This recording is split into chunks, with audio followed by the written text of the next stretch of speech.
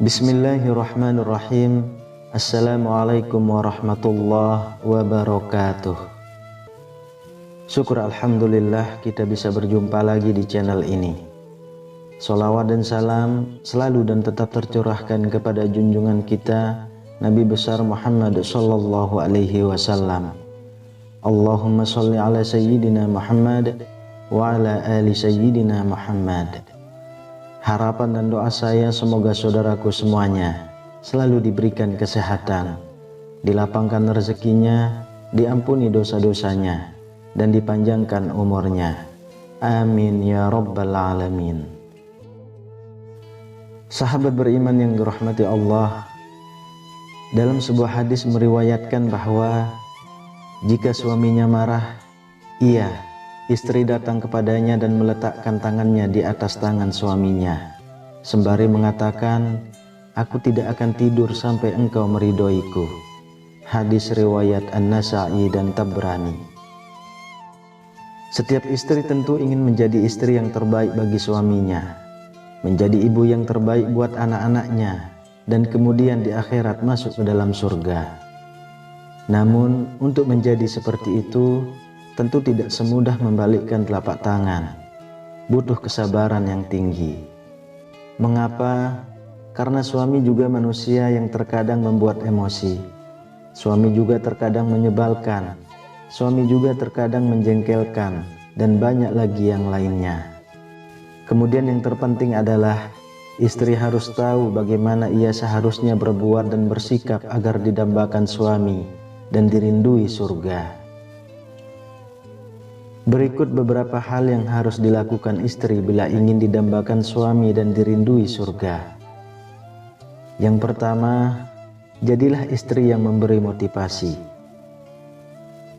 Ada sebuah istilah, di balik lelaki sukses, ada wanita atau istri hebat di belakangnya.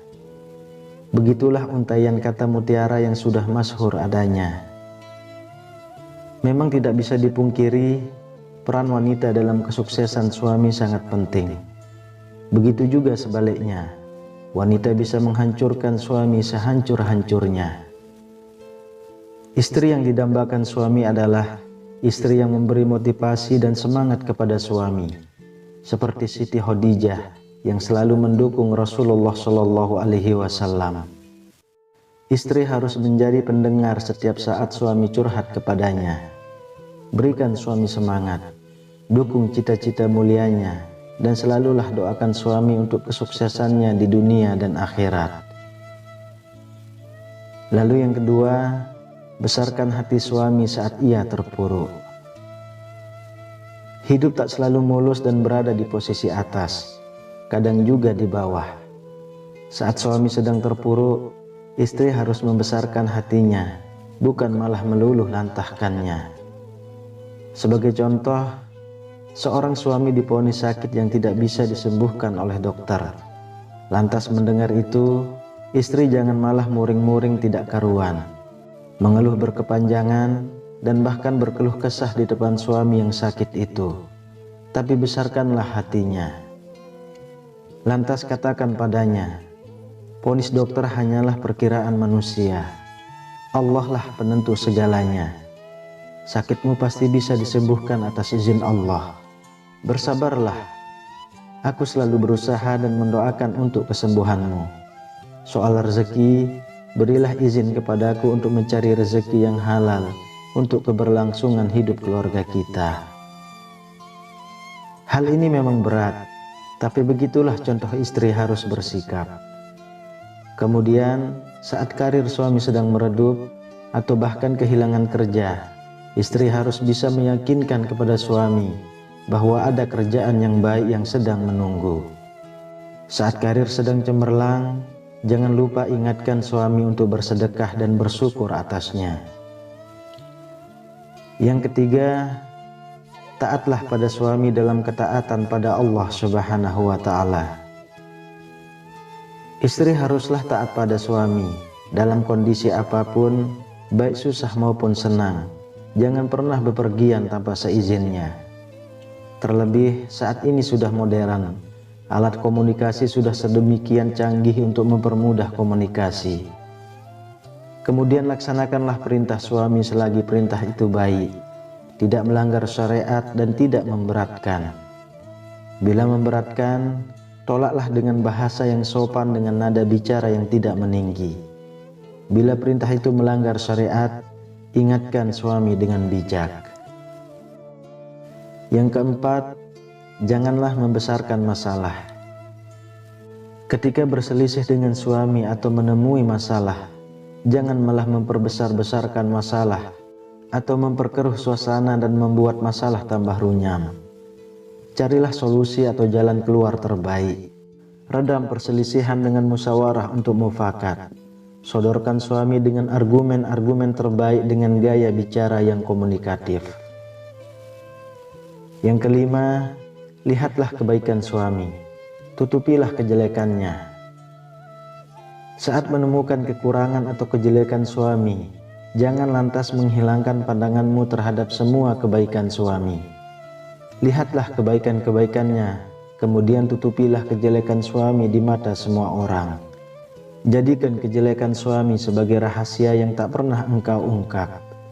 Bila demikian, maka istri akan selalu dan mudah bersyukur atasnya. Tapi sayangnya selama ini banyak juga istri yang lebih suka menyimpan daftar kekurangan suami dan menjadikannya bahan untuk menyerang suami dalam kondisi tertentu. Begitu juga sebaliknya, suami juga tidak boleh mengoleksi kejelekan istri hanya untuk menjatuhkannya. Bila itu kejelekan dan harus diperbaiki, sampaikan dengan tidak merendahkannya. Yang keenam, jalanilah hari-hari bersama suami dengan penuh kasih sayang. Bergaullah dalam keseharian bersama suami dengan penuh kasih sayang. Cintailah suami dengan segenap cinta yang engkau miliki. Sayangi suami sebagaimana engkau menyayangi dirimu. Jagalah kondisi kehangatan dalam rumah tangga dengan kasih sayang. Sebab kasih sayang adalah pilar utuhnya rumah tangga. Bila dia hilang, maka rumah tangga akan menjadi lemah, bahkan mudah roboh. Yang ketujuh, jangan pernah membuka aib keluarga. Apapun yang menjadi aib keluarga, jangan pernah engkau buka. Kunci rapat-rapat agar tak satu pun orang tahu. Bawalah ia sampai ke liang lahat. Jadilah istri yang setia terhadap amanat yang diberikan suami. Istri yang menjaga rahasia keluarga. Jangan sebaliknya, aib keluarga engkau umbar kemana-mana, maka bila demikian, jadilah engkau istri yang dirindui oleh neraka.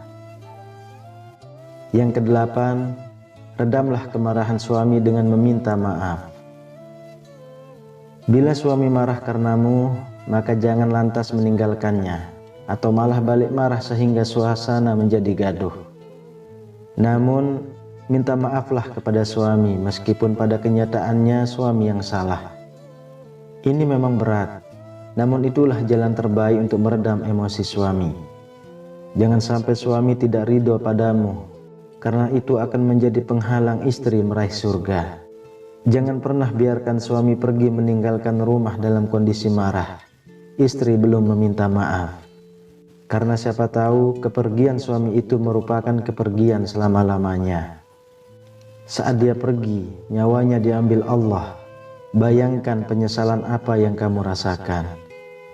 Oleh karena itu, bila mendapati suami marah karena Anda, bergegaslah meminta maaf kepadanya. Kesembilan, bertakwalah kepada Allah dan selalulah bersyukur. Istri yang solehah harus bertakwa kepada Allah. Tunaikan kewajiban sebagai hamba. Jangan pernah tinggalkan sholat bila tidak sedang berhalangan. Laksanakan puasa Ramadan dan tutuplah aurat. Tetaplah pada ketaatan pada Allah Subhanahu wa Ta'ala. Janganlah mengumbar kecantikan di hadapan orang lain, namun tampilkanlah seluruh kecantikanmu di hadapan suami tercinta. Kemudian selalulah bersyukur baik dalam keadaan lapang maupun sempit, karena dengan bersyukur pasti Allah akan menambahkan nikmat padamu, sehingga rezeki keluarga pun akan lancar. Kemudian yang ke-10, didiklah anak-anak dengan baik. Kemudian didiklah anak-anak dengan baik dan penuh kasih sayang. Jangan pernah menganggap anak sebagai limbah produksi, namun jadikanlah anak sebagai buah cinta. Ajarkan anak sopan santun, moral dan etika serta ilmu agama, karena ibu sangat dominan dalam mengasuh anak dan ibu lebih banyak waktu bersama anak. Sehingga demikian, di saat besar anak-anak diharapkan menjadi anak-anak yang soleh atau solehah, yang akan membahagiakan orang tuanya, yang selalu mendoakan kedua orang tuanya, baik semasa hidup maupun ketika sudah meninggal dunia. Sahabat beriman yang dirahmati Allah, itulah 10 ciri istri yang dekat dengan surga dan selalu didambakan suami. Wallahu a'lam bishawab. Demikian yang bisa saya bagikan, semoga bermanfaat untuk kita semua. Assalamualaikum warahmatullahi wabarakatuh.